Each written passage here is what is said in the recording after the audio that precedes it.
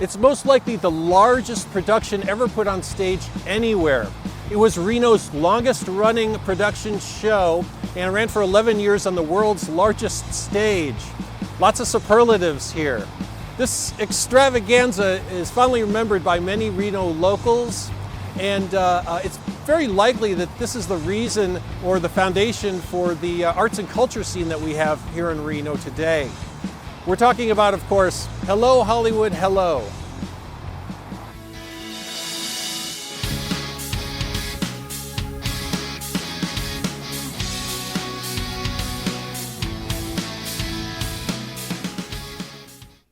Dreaming of some real excitement?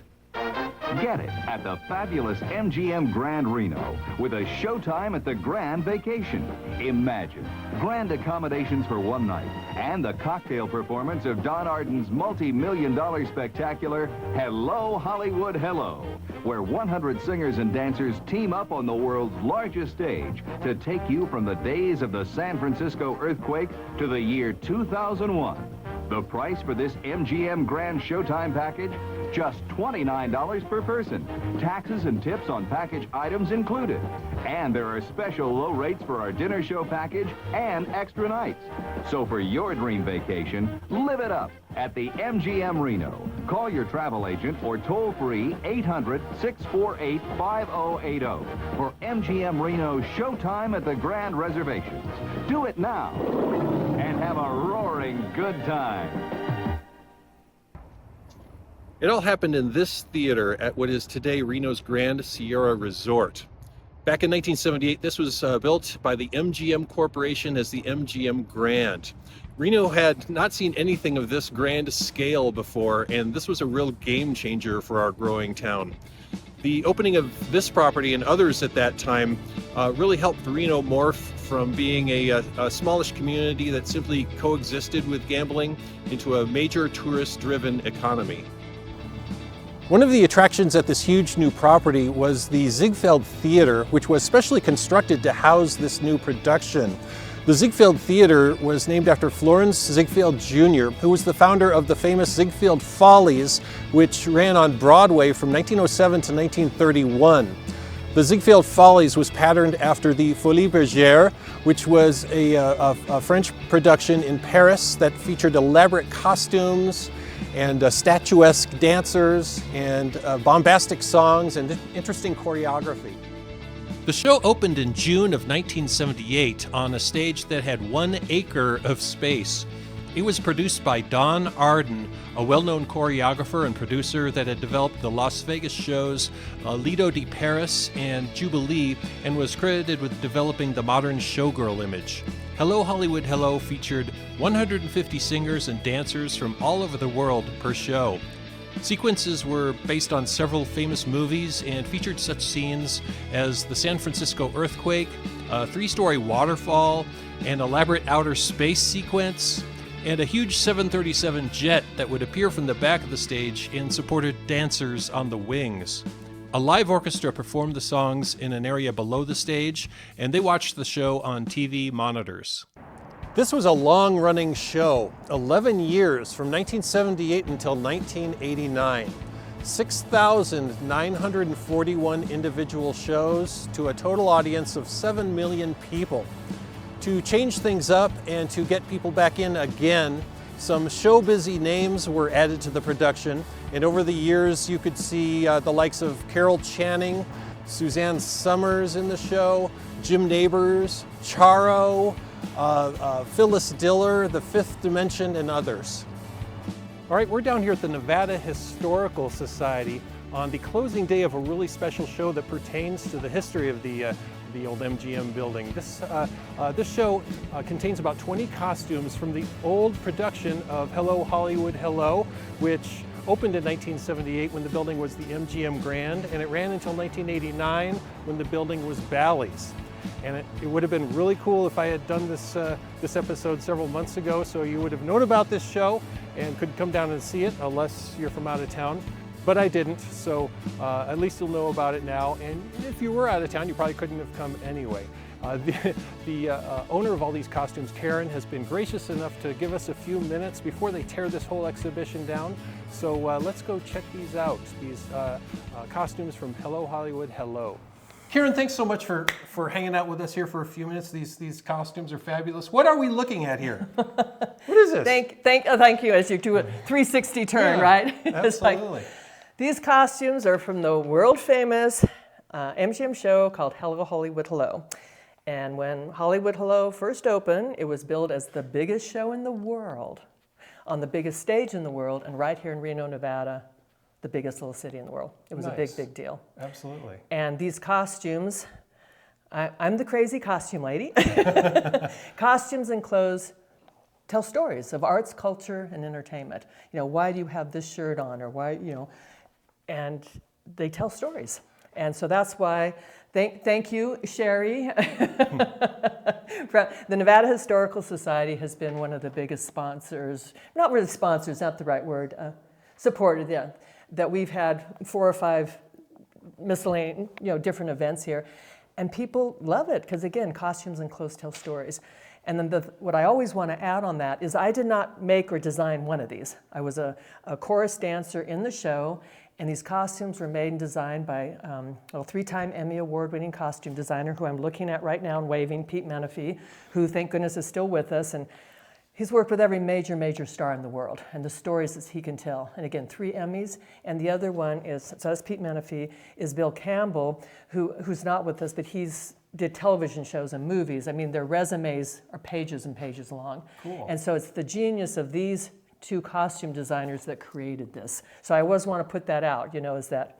And I want to ask you before I forget, the whole showgirl motif, the costumes in this vein, that's truly a Nevada thing, isn't it? No, not at all. Okay. So what's the background on the background on that is Florence Zigfield, Flo Zigfield, who's termed as the man who invented modern day show business.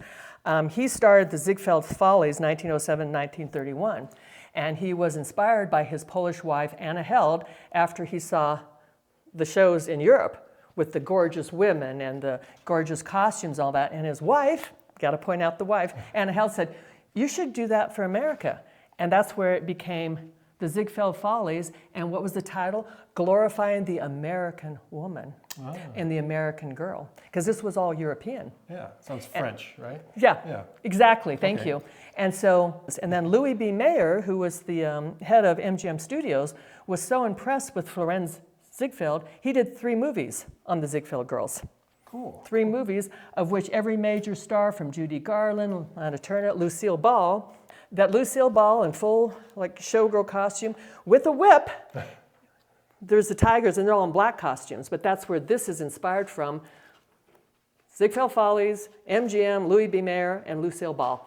How did the MGM come up, or did the MGM come up with this concept, or who came up with the Hollywood concept? How did the show initially develop? 1969, Kurt Kerkorian, Nevada millionaire, bought MGM Studios because he wanted the name and glamour associated with it. And then he built casinos in Las Vegas and Reno. And then he hired Don Arden to create these shows. He did Hallelujah Hollywood in this is Don Arden, Hallelujah Hollywood in Las Vegas, then Hello Hollywood Hello, and then Jubilee in Las Vegas. It just closed after 35 plus years. So Don Arden is credited with ushering in the iconic Nevada, Las Vegas, Reno, big, lavish shows. And Don Arden is such a big deal in the history of Nevada that the lights on Las Vegas Strip were dimmed when he passed.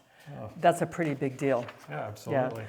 The MGM Hello Hollywood Hello, when it opened, biggest show in the world, 142 performers, 54 wardrobe staff, 60 stage crew, and 20 band members, but a lot of people didn't know there was a live band that they didn't put on the main floor because they wanted the room to sell seats. So they played the live orchestra in the basement watching the show on monitors. Wow. 20 live musicians. Now these costumes, Karen. Oh yeah, we're back to costumes. Turn the page. How did I know? How did you get possession of these, and what do you do to preserve them? Factual, I don't know. some major names that I can't throw out. We're looking at possibly buying them. But again, I can't confirm it, so I'm not going to say the names. And the deals kept falling through.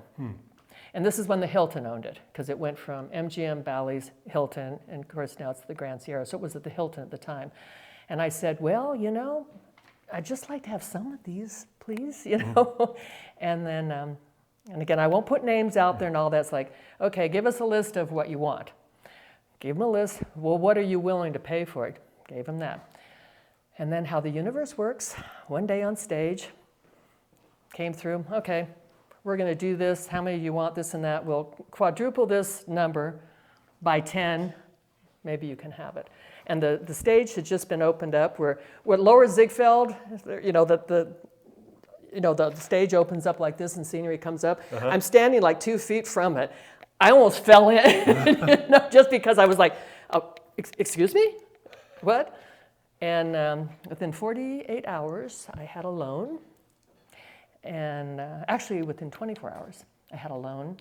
And in 48 hours, I had hired 2 massive trucks and people and got it out. And this July 1st will be the 30th anniversary of owning the costumes, because I made sure I had everything out in 48 hours. Wow. Because I was so concerned that someone's going to go, no, we're not down there. Change your mind. Change your mind. Because everybody's like, 48 hours? Loan, truck, and space.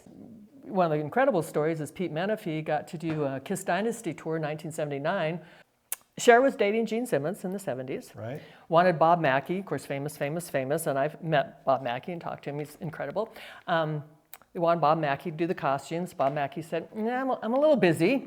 Have one of my best friends, Pete Menefee. He just did the biggest show in the world. Go check out his stuff. I think, you know, Gene Simmons comes to Reno, sees the show, likes it, and hires Pete Menefee, and you can see the pictures down there, to do 1979 Kiss Tour. And the costume there that looks like a Starman is the almost exact duplicate, well, not duplicate, that was the exact inspiration for the costume from the Dynasty Tour. How cool. Yeah. Are there any other props besides the costumes that are preserved from those shows? Sadly, no, just because of the room that it takes up. And again, that's how I ended up with the costumes, because it's like, get rid of it. We need this room. Yeah. And so the plane is still there that, again, and Greg of all people, you know, all the hundreds of celebrities in back there, that big time celebrities, you know, Frank Sinatra, Liza Minnelli, they go, what is, I mean, they're even gobsmacked, you know, the plane. Yeah. It's like, how is this possible, right? Right.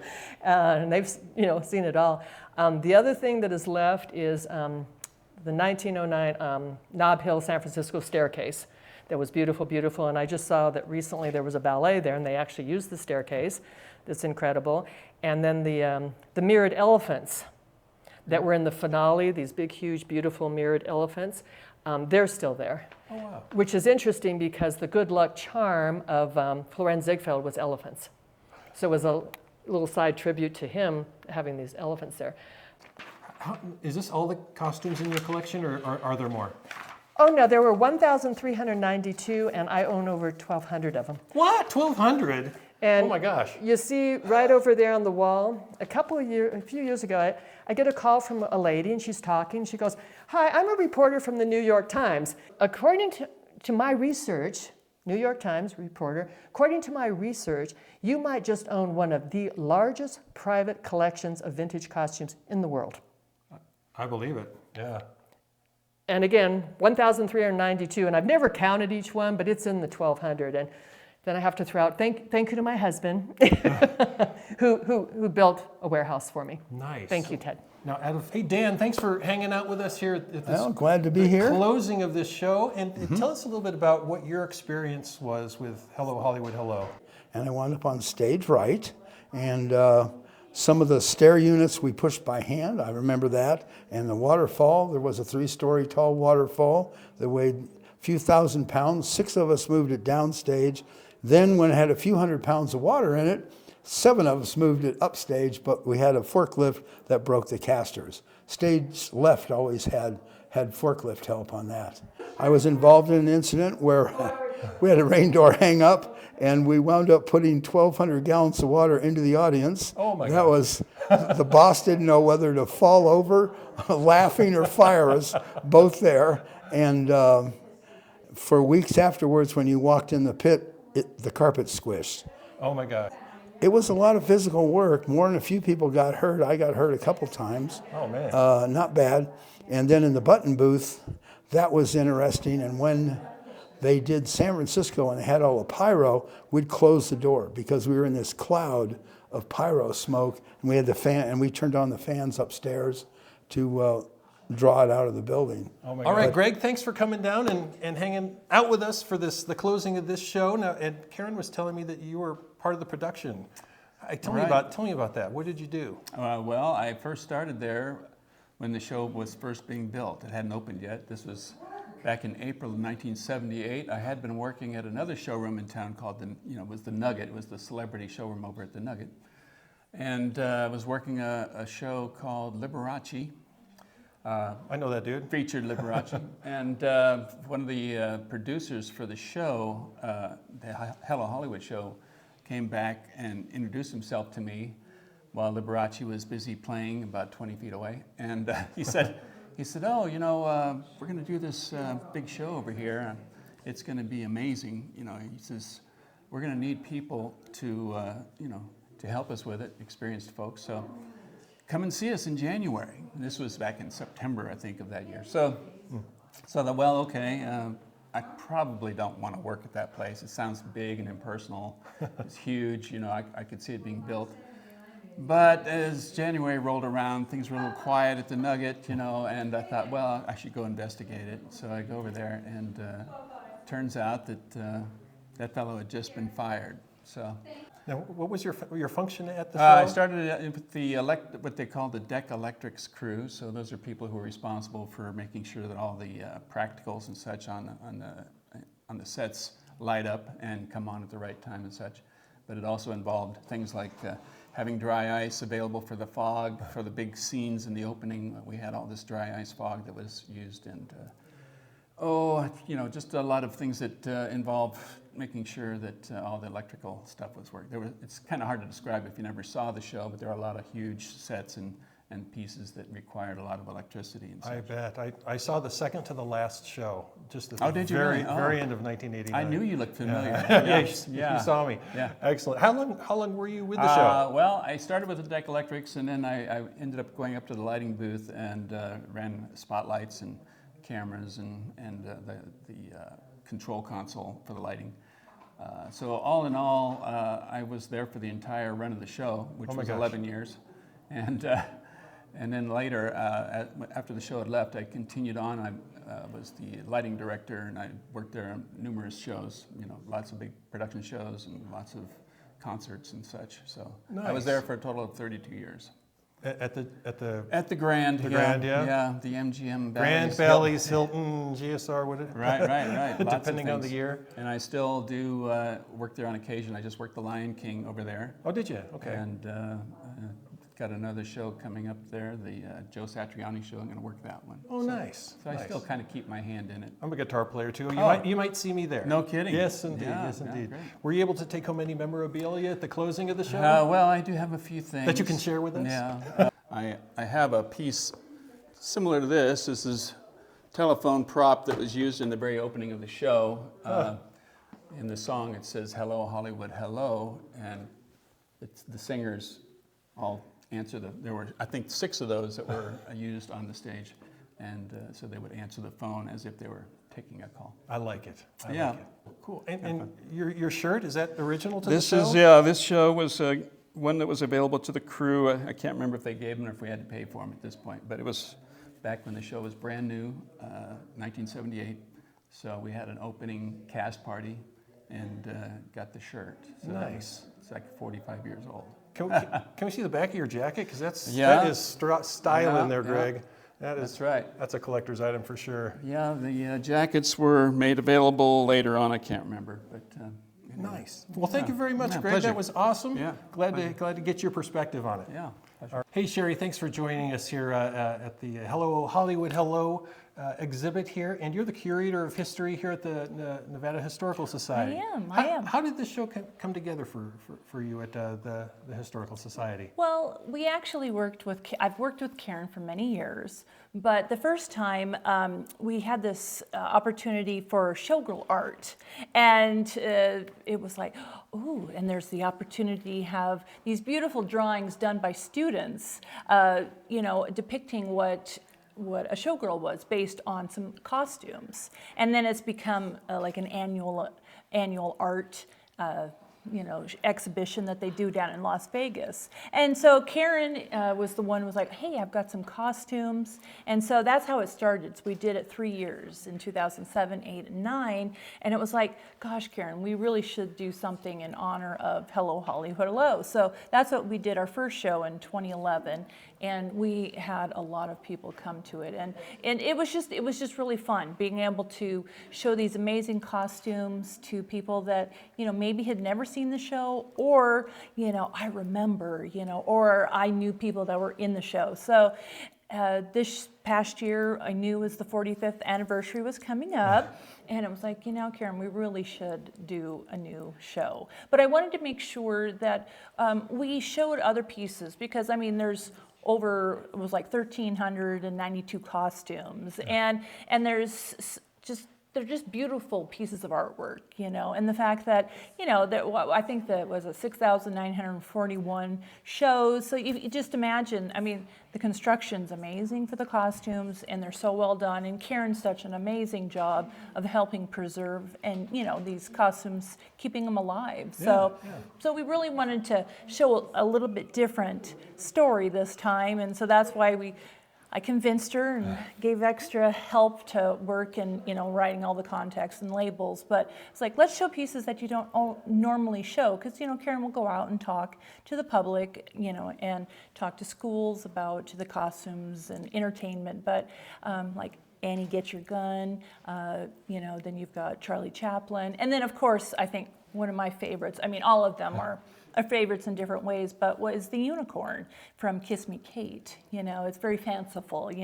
How often are you going to see a unicorn with ostrich feathers? So it's just awesome. And it's like, we have limited space, but we really wanted to embrace this amazing history, this amazing show that happened here in Reno, in the biggest little city, and it just worked out. From the show, a lot of the cast and crew were like, let's do impromptu, like a reunion. And so we had a lot of people come to the talks, and then they had a great reunion. So it's just been a wonderful experience, and great support and promotion through the local TV stations, and even Channel 2 News just a couple days ago did Things to Do, and we had a lot of people come in the last few days for the show. Great. So it's just been great, and it's an amazing thing that maybe a lot of people don't realize, that we had such an amazing show.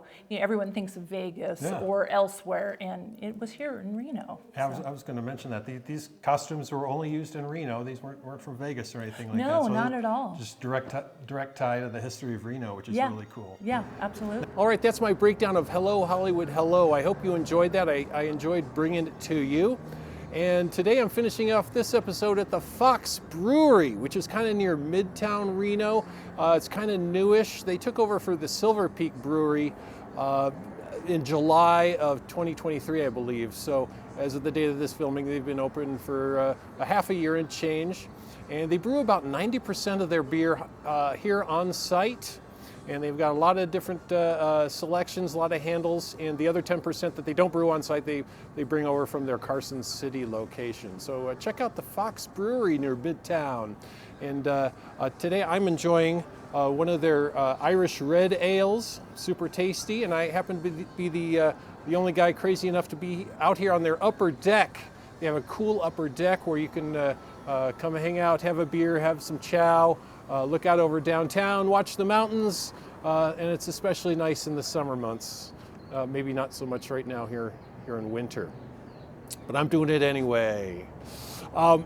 just getting back to Hello Hollywood Hello, a lot of those performers and people that came to work on the show, after the show closed in 1989, they liked Reno so much that they stayed and became integrated into the community and became contributing members of the city of Reno and the state of Nevada. So it's kind of cool to have them join us. And they brought their own arts and culture into our town, which is really awesome. And the theater itself as well. I really wanted to show that to you. I wanted to get into the theater and film, maybe have myself say a few sentences in there. And I really wanted to get in and see the airplane. The big old airplane from the show is still there to this day, if you didn't know that. It's starting to snow.